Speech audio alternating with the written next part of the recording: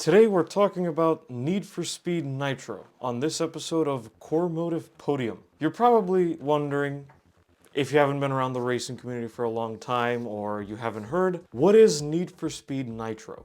I'll tell you. Back in 2009, the late 2000s, Electronic Arts decided to create a few Need for Speed spin-off games. There was 3 of them, to be exact. Now, I know that Shift, which also came out in 2009, that's technically a mainline Need for Speed release, but it's also technically a spin-off game because it doesn't fit with the whole brand ethos of Need for Speed. It's a simulator racing game. However, there were 2 additional spin-offs that came out around the same time. There was Need for Speed Nitro, and there was Need for Speed World. World was an MMO free-to-play racing game, which is still being supported to this day. You can still play it online, it's awesome. And Nitro was an extremely arcadey Need for Speed spin-off that was exclusive to Nintendo consoles. It was developed by EA Montreal, which is a studio that specialized in Wii ports of EA games, and it came out in 2009, like I said, for the Wii and the Nintendo DS. There was also a re-release, an updated version on the DS called Nitro X, but the Wii never got that. To this day, about 15 years later, this is the only Need for Speed spin-off of this type that we've ever gotten. And I'm going to explain to you what made Need for Speed Nitro so special. So, it was a closed track racer.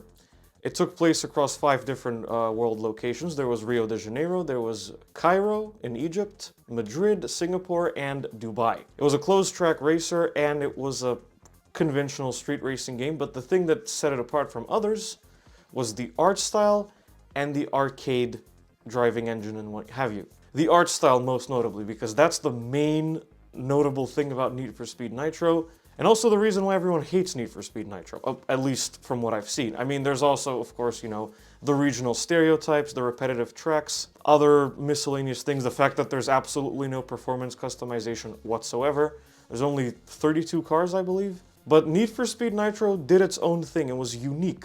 The art style, first of all, involved disproportionate cars. They had really low roofs, they had much larger rear wheels, and they were all sort of slanted at an angle. So here's a side-by-side comparison between a real car and that same car in Need for Speed Nitro.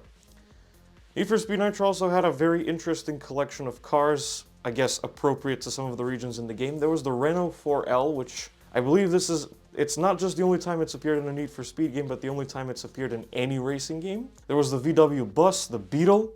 Payback was the first time, fun fact, that we got the Beetle since Nitro. And a bunch of other really weird stuff like the Ford Explorer Sport Track Adrenaline, the Hummer H2 SUT, and the Nissan Cube, which I think the only other racing franchise that's had the Nissan Cube is Gran Turismo. So Need for Speed Nitro was a very arcadey racing game and it was very art-focused. And one of the main mechanics of the game was called tagging the world, or something. Basically, when you customize your car, you choose a tag, like a little logo, and some graffiti. And when you're in the lead during a race, every building and other objects in the world get tagged with your graffiti and little tag icon thing as you drive along. So if you win the race, the entire city is tagged with your graffiti and tag, and you're like king of the streets, whatever. Need for Speed Nitro also had a great soundtrack and had excellent car sounds, considering it's such an arcadey, cartoonish racing game. Most of the time things like that don't get much attention, but because Need for Speed already had great car sounds, they just brought them over to Nitro as well. Now I'm here to talk about something related to Need for Speed Nitro that I mentioned in my previous racing game video, and this is coming from somebody who has played Need for Speed Nitro a lot on actual hardware. Today we're making a case for a Need for Speed Nitro sequel on the Nintendo Switch, or any other system for that matter, but because the first game was Nintendo exclusive, I wanted to continue the trend to have it a Switch exclusive. And I have a few reasons why I want that to be a thing. I would like to see that be a thing. So, number one, breaking off from the mainline Need for Speed games. So we haven't had a Need for Speed spin-off game since 2015. 2015 was when they released No Limits on mobile platforms, and I'm not counting Edge because Edge is only for the Chinese market. Talking about global releases. So the last spin-off Need for Speed game was No Limits on mobile platforms, and that wasn't really... It's a mobile game. And that also it's a free-to-play mobile game, and it brings along all of the stuff that also connotates. That was the last Need for Speed spin-off game we've gotten. After that, it was all mainline releases. 2015, Payback, Heat, and Unbound recently. We haven't had a Need for Speed spin-off game in forever. Now, I think one of the reasons why is EA is too busy getting all the studios' together so they can actually build a proper mainline release, and it's too early for them to focus on a spin-off game. But considering that Unbound arguably has a lot of its together, from what I've been told, a lot of its together, especially compared to the previous games, maybe they can start branching out into a spin-off game. Nitro is the perfect opportunity. Here's another reason why. Stylized racing games are winning at the moment, especially from indie developers because they're the only ones making them. But stuff like Art of Rally or Horizon Chase Turbo. I've played only a little bit of Horizon Chase Turbo on mobile, haven't played Art of Rally yet, but one of the most notable things about those games is the art style and the fact that they're all stylized and they look cool because they are doing their own thing. They're not just aiming squarely at photorealism. Now, you know what other racing game franchises started to focus on art style a lot? Oh yeah, Need for Speed. Need for Speed Unbound has all the cel-shaded effects while you're playing the game, and it has the cel-shaded characters, and that was also kind of true for Need for Speed Nitro. Have you seen the characters in Need for Speed Nitro? Look, they look like Disney characters.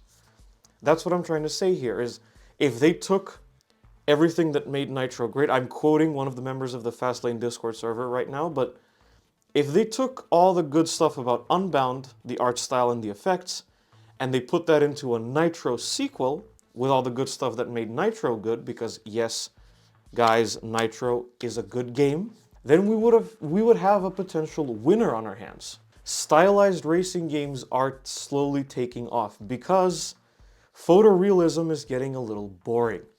Forza Horizon 5, yeah, it looks great, but it's just, normal. Need for Speed Unbound, if you set aside the animated effects, yeah, it's aiming for photorealism and Gran Turismo and all these others. It's time to think outside the box a little bit, like, I don't know, Borderlands. The entire game of Borderlands is cel-shaded. It looks great. My point here is that due to the fact that stylized racing games are slowly starting to take off again, it would also be a great opportunity for Need for Speed Nitro on the Switch.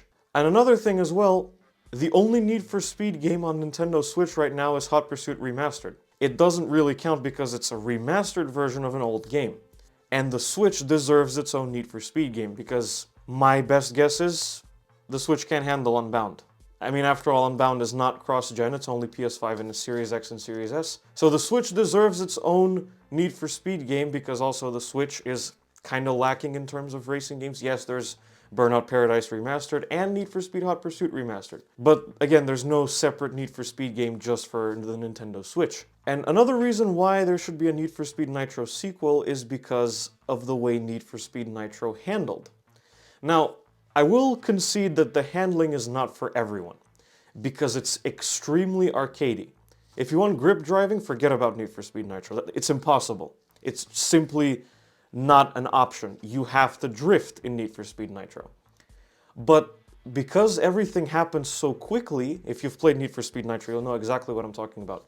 Everything is really fast-paced. At 1 minute, you're drifting one corner, drifting the next corner. You blast the nitrous again, you create a trail of fire behind you. You're bashing into police officers, you're fixing your car, you're putting the heat on one of the rival drivers. It's crazy. It's a fast-paced racing game. Everything happens quickly. You have to react like that. It's actually a lot of fun. And because the physics are so arcadey, they make you feel like a driving god. Like Richard Hammond when he drove the Bowler Wildcat on Top Gear. I am a driving god! The physics make you feel like you're doing something great, like you're an amazing driver. The DS version of Need for Speed Nitro, which I've been playing recently, adds further with the heroic driving system, which is basically a quick time event. You approach a roadblock, you press a button at the right time, your car goes on 2 wheels. Midnight Club also did the same thing with the weight transfer. You could drive on 2 wheels, you could do tricks in the air. These are all arcade racing games, people. And an arcade racing game, for us car enthusiasts, the point of it is to make us feel like we're doing something that we can do in real life. If I wanted to drive a slow car on the racetrack, yes, I have Gran Turismo, but I also have the Korrmobile out there. I can just drive to the nearest racetrack, which is 300 and something kilometers away, never mind. But I can just drive the Korrmobile on the racetrack and it would probably break, but The point is, arcade racing games are designed to make us feel better about our driving skills. They're designed to make us feel like we're having fun, like, holy sh**, You can do all this stuff. It's great. It's awesome. Taking out cops, like, come on. What other racing game does allow you to drive at ridiculously misproportionate Paganis onto R on the streets of Dubai, jumping through construction work while being chased by police? It's fun. The physics, again, are not for everyone in Need for Speed Nitro. Even I'll admit to that, and sometimes I had a hard time with them as well. But combined with the art style and everything, it just feels like you're playing a racing game made by Disney on crack. Again, I'd like to make this very clear. Need for Speed Nitro is not a perfect game, and there's a lot of things that can be improved in Need for Speed Nitro.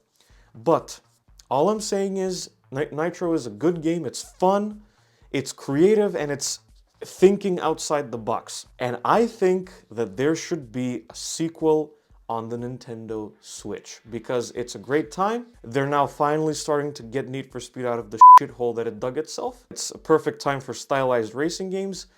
And the Switch is missing its own Need for Speed game that's not Hot Pursuit Remastered. And that's going to be about it for making a case on why there should be a Need for Speed Nitro sequel on the Switch. Thank you so much for watching this video, everybody. If you liked it, be sure to hit like and subscribe to the channel. Follow me on social media. There will be links in the description. And I will see you guys in the next video. Goodbye.